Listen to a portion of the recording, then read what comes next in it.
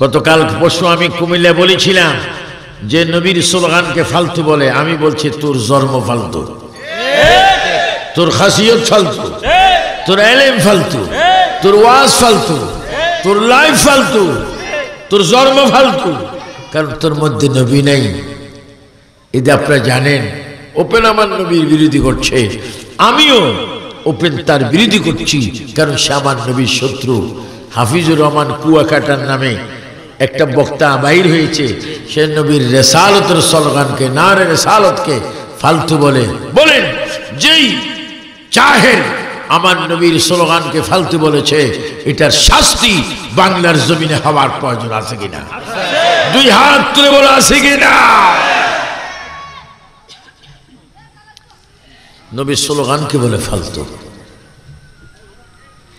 তামাম আম্বিয়া কেরাম আমার নবীর জিকির করছেন, তামাম আউলিয়া কেরাম নবীর জিকির করছেন। স্বয়ং আল্লাহ তাআলা আমার নবীকে ভালোবাসতেছেন, আর সেই অবস্থায় এ জাহেল বলে নবীর স্লোগানকে ফালতু। বৈরবের মানুষ বড় সতর্ক থাকবে। ঈমান নেওয়ার জন্য বিভিন্ন চক্রান্ত, বিভিন্ন লোভ মানুষকে দেখানো হচ্ছে। আল্লামা পীর হারুন রশিদ রেজভী মাদ্দাজিল্লুল আলী থাকার কারণে মস্তফে আলা হযরত আজকে কিশোরগঞ্জের জমিনে, বৈরবের জমিনে, এই গ্রামের নাম কি, লক্ষ্মীপুরের জমিনে আলা হযরতের কথা হচ্ছে। আপনারা আলা হযরতকে চিনুন, মানুন, ওনার আকীদার সম্পর্কে জানুন। খোদার কসম, আপনারা যদি আলা হযরত মস্তকে আলা হযরত ভিত্তিক মুসলমান হন, মস্তকে আলা হযরত ভিত্তিক সুন্নি হন, খোদার কসম নবী আপনাকে সুপারিশ করবে। সবাই নবী মানে, আমরাও নবী মানি, নবী মানতে হবে বাধ্যতামূলক। এই গ্রামের মধ্যে একটা পরিচয় আছে কবরস্থানের পাশে। কি স্থান এটা? কি বড় কবরস্থান না ছোট? প্রসিদ্ধ কবরস্থান। এই কবরস্থানের ভিতরে তালুকদার, মিয়াজি, খান, চৌধুরী, ব্যাপারী, কত এখন কত গোষ্ঠীর মানুষ কবরস্থানে শুয়ে আছে। অথচ কেউর বাবা, কেউর মা, কেউর দাদা, কেউর দাদি, কেউ নানা, কেউ নানি, কিন্তু আত্মীয় স্বজন পাঠিয়ে দিয়েছি, কিন্তু কোনো আত্মীয় স্বজন সাথে নেই। সেই কবরস্থানে কেউ নেই। খোদার কসম, ওই কবরস্থানে আমার নবী আছে। আছে?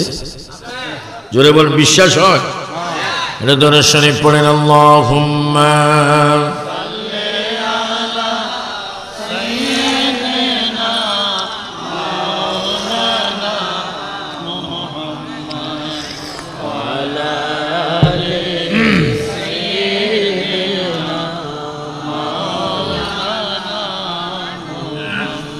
কেউ নেই, যেখানে কেউ নেই সেখানে নবী আছে। কোন নবী? যিনি আসমান ও কুল কায়নাতের নবী। কোন নবী? যিনি নবীদের নবী। আর মোল্লা বলে আমরার মতো। আবার কিছু মানে তাদের বেয়াদবদের মধ্যে এক একটা গ্রুপ আছে, কে কোন সাইজের বেয়াদবি করবে। এদের মধ্যে একটা বেয়াদব সমিতি আছে, বেয়াদব সমিতি। নামাজ পড়তে এক্সপার্ট, বেয়াদবি করতে আরো বেশি এক্সপার্ট। কারণ জুতা যারা চুরি করে, নামাজে না পড়লেও মসজিদে যাইতে হয়। এই বেয়াদব সমিতির ওয়াজের ভিতরে বেয়াদবি করে ফেলছে। কত রকম বেয়াদবি হচ্ছে। আমাদের বিশ্বাস 60, 70, 80, 90 বছর আমরা বাঁচার পরে যেই দিন মরে নিজ নিজ এলাকায় কবরস্থানে আমরা যাব, আমাদেরকে আমাদের আত্মীয়রা পাঠাবে। খোদাকে কসম, আত্মীয়রা আমাদেরকে ছেড়ে চলে আসবে, আর কবরে নবী এসে আমাদেরকে গ্রহণ করবে। এতটুকু বিশ্বাস আকীদা আপনাদের আছে কিনা?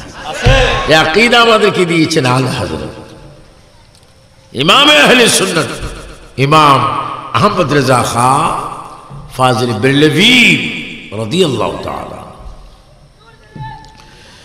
পৃথিবীর সব মানুষ পর হয়ে যাবে,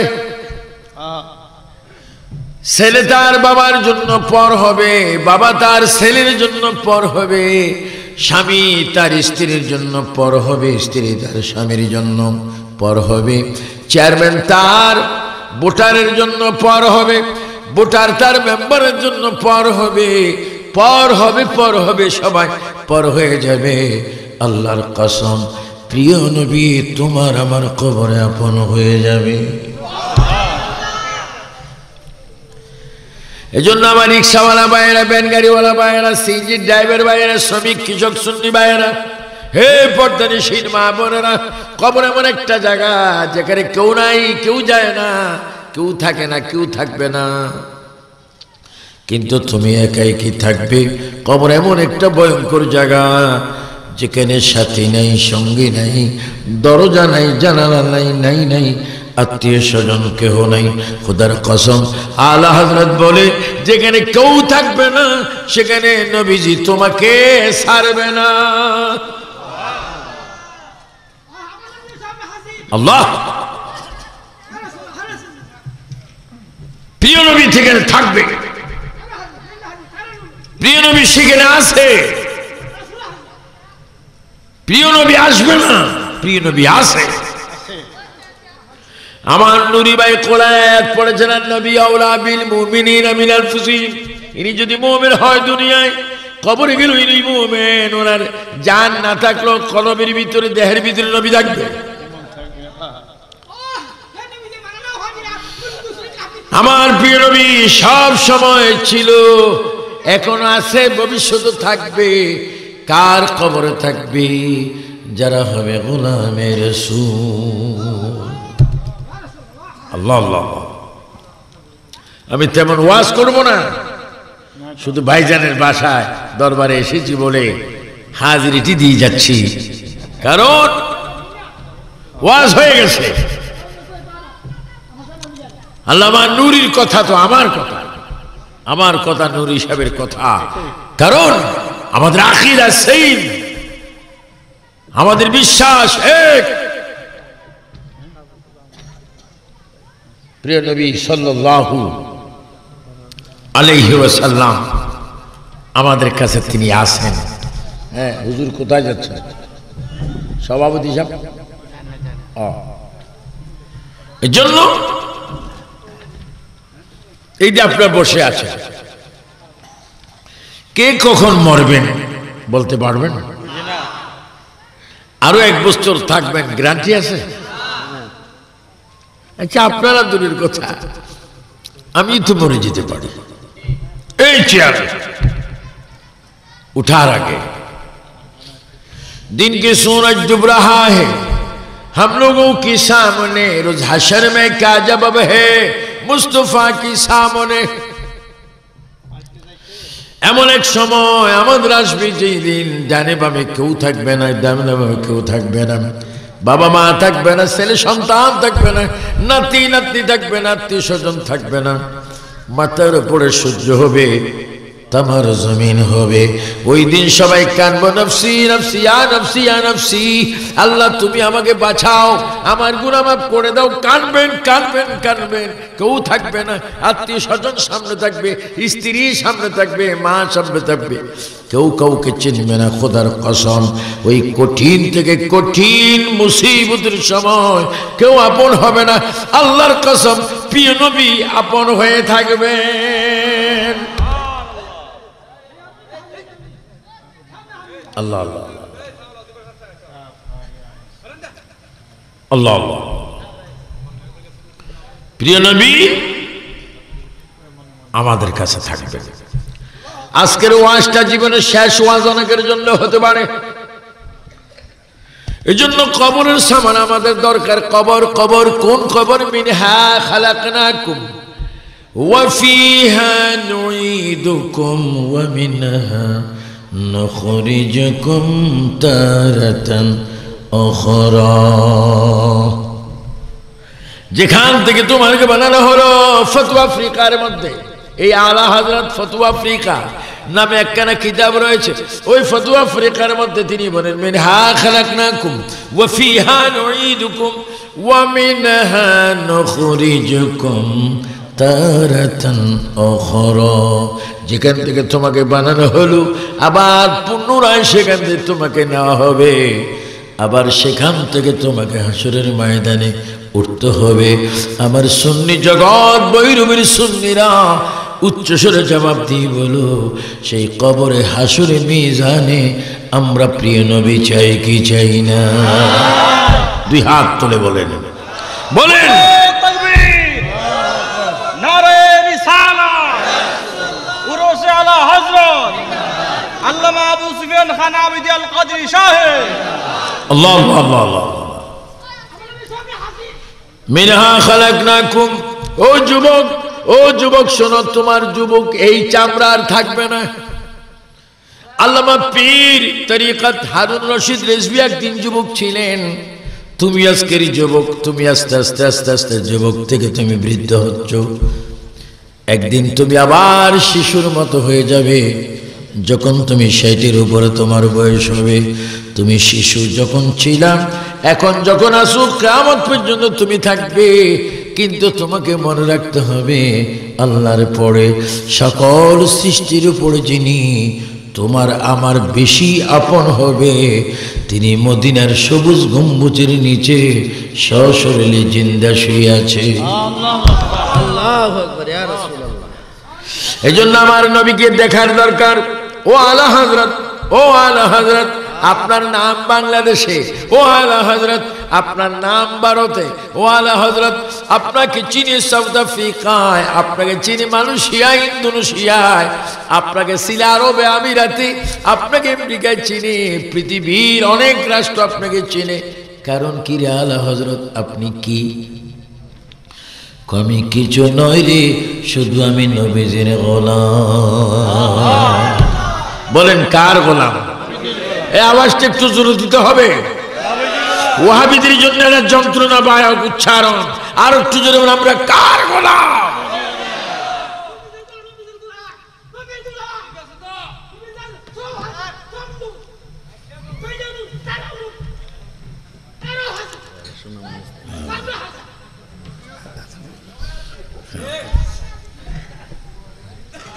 এগুলার হাসরের ময়দানে শিকল দিয়ে বাঁধে রাখবে,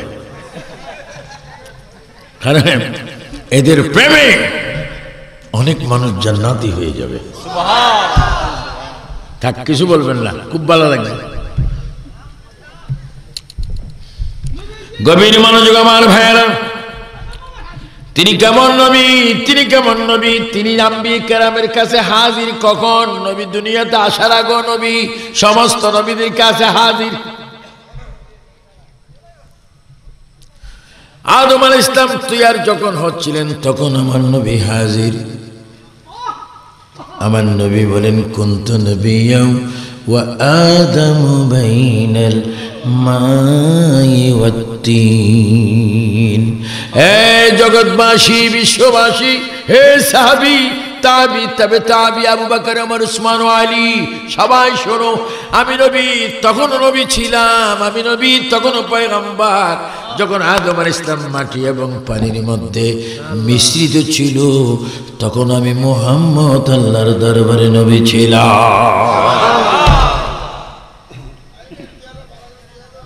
আল্লাহ আল্লাহ। আজকে সেই নবীকে নিয়ে বিভিন্নভাবে নবীর শান বেয়াদবি করা হচ্ছে। এই জন্য আমি প্রায় মাহফিলে বাংলাদেশের সরকার প্রধান গণপ্রজাতন্ত্রী বাংলাদেশের মাননীয় প্রধানমন্ত্রী শেখ হাসিনার কাছে আমার আজকে এই ভৈরব রেজভিয়া দরবার শরীফ থেকে আকুল আবেদন, আপনি বঙ্গবন্ধুর কন্যা, আপনার দেশে নবী অলির শান বেয়াদবি করা হচ্ছে। আমি চাই এই বেয়াদবদের জন্য পার্লামেন্টে একটা আইন করা উচিত, যারা নবী ওলির বিরোধী করবে, আল্লাহর বিরোধী করবে, তাদের মৃত্যুদণ্ডের আইন করা প্রয়োজন। সবাই হাত তুলে বলো ঠিক কিনা। এটা মুসলমানের দেশ, এটা মুক্তিযোদ্ধার দেশ, এটা শাহজালালের দেশ, এটা বন্ডামির দেশ নয়, এটা চাঁদাবাজি বোমাবাজির দেশ নয়, এটা হচ্ছে মসজিদের দেশ। সারা পৃথিবীর অনেক রাষ্ট্রে অনেক মসজিদ রয়েছে, আমার বাংলাদেশের মধ্যে তো মসজিদ কোথাও নেই। আল্লাহু আকবার। ফজরের সময় যখন বাংলার মাটিতে, মুক্তিযোদ্ধার দেশের মাটিতে, শাহজালাল সহ শাহ ফরহানের মাটিতে যখন আযান হয়, প্রতি ইঞ্চি ইঞ্চি জমিন আল্লাহু আকবার বলে আওয়াজ দেয়। কি বলতেছিলাম আমার ভাইয়েরা, আলা হযরত ছিলেন, বড় হযরত ছিলেন, বড় ওলি ছিলেন, কুতুব ছিলেন, দার্শনিক ছিলেন, লেখক ছিলেন, মুফতি ছিলেন, মুহাদ্দিস ছিলেন, ইমাম ছিলেন, খতিব ছিলেন, বহু দিক তার গুণ ছিল। তিনি সব গুণ নিয়ে এখন কবরে মাজারে শুয়ে আছেন। ও আলা হযরত, মানুষ দামি হবে কিভাবে? আলা হযরত বলবে, নবীর আদর্শ দিয়ে অমানুষ দামি হয়ে যায়।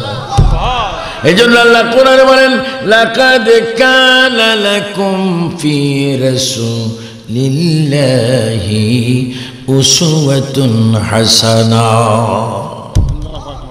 যদি তুমি বেঈমান থেকে যদি ইমানদার হতে চাও, অন্যায়কারীর থেকে ন্যায় পদার্থে চাও, বেনামাজের থেকে যদি নামাজি হতে চাও, অন্যায়কারীর থেকে যদি ন্যায়কারী হতে চাও, বেইনসাফ থেকে যদি ইনসাফ ভিত্তিক যদি তুমি হতে চাও, তুমি নবীর আদর্শকে তুমি গ্রহণ করো। হে সুন্নি জগৎ, উচ্চস্বরে বলো, আমরা প্রিয় নবীর আদর্শ চাই কিনা? কোন নবী? যে নবীর নাম আজানে দেখা যায়, পাওয়া যায়, শোনা যায়, মানা যায়। এই পৃথিবীর বুকে শ্রেষ্ঠ ইবাদত ইমানের পরে নামাজ। সবাই জোরে বলে, ইমানের পরে কি? একটু আওয়াজ দিবা। ওহাবির বাচ্চারা বলে আমরা নাকি নামাজের কথা বলি না, জোরে সোরে বলি, ইমানের পরে কি? নামাজ কি ওহাবি, খারিজি, সালাফি, বেঈমানদের জন্য না সুন্নিদের জন্য? দুই হাত তুলে আমার যুবক সুন্নিরা হাত তুলে বলো, নামাজ চাই কিনা? এই সবাই জোরে জোরে বলো, নামাজ চাই কিনা? নামাজ পড়ার হুকুম কার? নামাজ পড়ে সাজদা দিতে হবে কাকে? যদি চাও তুমি বলবে কথা আল্লাহর সাথে, তবে ভাই তুমি নামাজ পড়ো নবীজির মোহব্বতে। আসসালাতু মিফতাহুল জান্নাহ, আসসালাতু মিরাজুল মুমিনিন, আসসালাতু মিফতাহুল জান্নাহ। হে যুবক, বৈরবের যুবক, এ আমার ইমানি ভাইয়েরা, বাবারা শোনো, আমরা নামাজ পড়ে জান্নাত চাই, আমরা নামাজ পড়ে আল্লাহ রসুলের সন্তুষ্ট চাই, আমরা নামাজ দিয়ে জান্নাতের চাবি বানাতে চাই। বাইরে আমার আযানে আমার নবীর নাম, আযানে আমার নবীর নাম, ইকামতে আমার নবীর নাম, খুতবার ভিতরে আমার নবীর নাম, নামাজের ভিতরে নবীর নাম, সুন্নত নামাজে নবীর নাম, নফল নামাজে নবীর নাম, ওয়াজিব নামাজে নবীর নাম, ফরজ নামাজে নবীর নাম। আল্লাহু আকবার। আমার নবীর নাম এত সুন্দর নাম, যখন কোন ইমানদার সুন্নি নামাজ পড়তে বসে আর সেই নামাজে যদি বসে যায়, বাধ্যতামূলক নবীজিকে সালাম দিতে হয় এইভাবে। সবাই একটু সুন্দর করে বলেন, আসসালামু আলাইকা আইয়ুহান নাবিয়্যু ওয়া রাহমাতুল্লাহি ওয়া বারাকাতুহু। চিৎকার দিয়ে তিনবার বলেন, ইয়া রাসূলুল্লাহ। আর একটু জোরে মোহাব্বতে বলেন, সঠিকভাবে বলেন। বৈরবের ভাইয়েরা, মা বোনেরা বলুন, নামাজের ভিতরে নবীর সালাম আছে কিনা? বাধ্যতামূলক নবীর সালাম দিতে হয় কি হয় না? নবীকে যদি সালাম দিতে হয় আর সেই নবীর সালাম না দিলে তোমার নামাজ হবে না। নবী গো, আপনাকে কেন সালাম দিতে হয়? আমাকে সালাম দিলে এই নামাজটা তোমাদের জন্য মেরাজ হয়।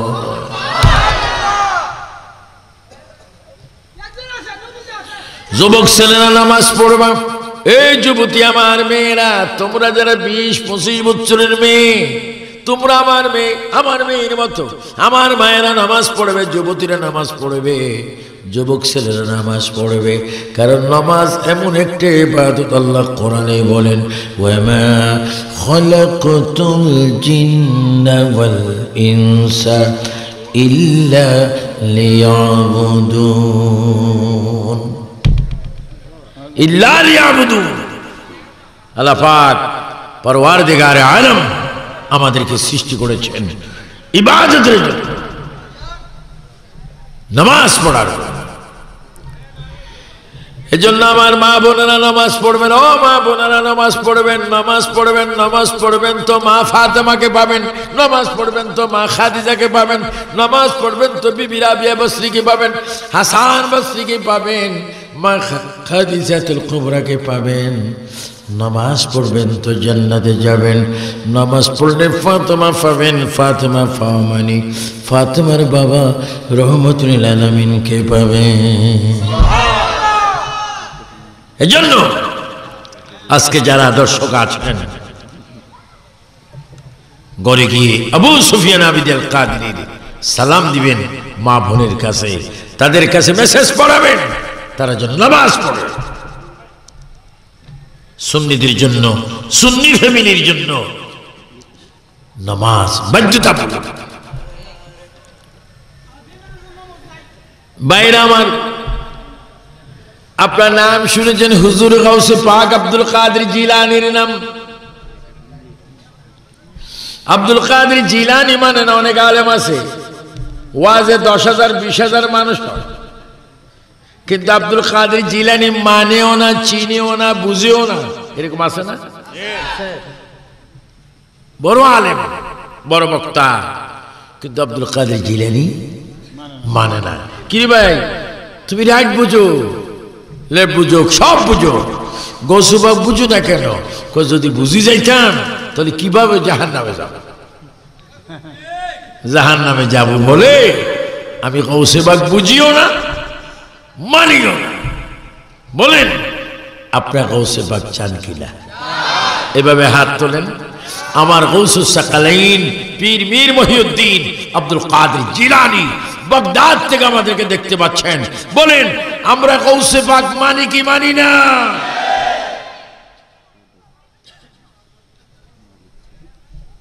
গৌসে পাক মানবেন, গরিবে নামাজ মানবেন, শাহজালাল বাবা মানবেন, শাহ ফরান মানবেন, মুরার বন সিফা সালার সৈয়দ নসিরুদ্দিন ওনাকে মানবেন, হাইকোর্টে শরফুদ্দিন চিশতি বেহেশতি হাইকোর্ট মাজার যিনি শুয়ে আছেন তাকে মানবেন, গোলাপ শাহ গুলিস্তানে তাকে মানবেন, হযরত শাহ আলী বাগদাদীকে মানবেন, খাজদান আলী যিনি খুলনায় শুয়ে আছেন তাকে মানবেন, বৈরবে, ব্রাহ্মণবাড়িয়া, হবিগঞ্জে, নরসিংদীতে এই পেশোয়ার দরবার আছে না, বশিরুল পেশোয়ারি বড় আল্লাহর ওলি ছিলেন। ওনার সাথে আমি 500টা প্রোগ্রাম করেছিলাম। আল্লামা বশিরুল পেশোয়ারি রহমতুল্লাহ আলাইহি, যিনি বর্তমান পিসাবদের বাবা। আমি অনেকের সাথে ওয়াজ করেছি, তারা অনেকে আজকে নেই, ইন্তেকাল করেছেন, প্রায় 30, 35, 40 বছর হয়ে গেছে।